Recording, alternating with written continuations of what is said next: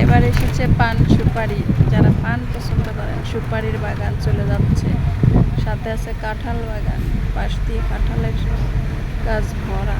আর এই যে ঝোড় জঙ্গল, এরকম বাঁশ বাগান ঝোড় জঙ্গল কিন্তু এখন কমই দেখা যায়। বাঁশ বাগানের মাথার উপর চাঁদ উঠেছে, ওই মাগো আমার 16 গলার কাজলা দিদি গো। এই যে বাঁশ বাগান দেখেন, পাশে চাঁদ, খুবই সুন্দর, সাথে খেজুর গাছ আর ছোট ছোট নদী, সাথে ব্রিজ, নিচে দেখুন কত সুন্দর।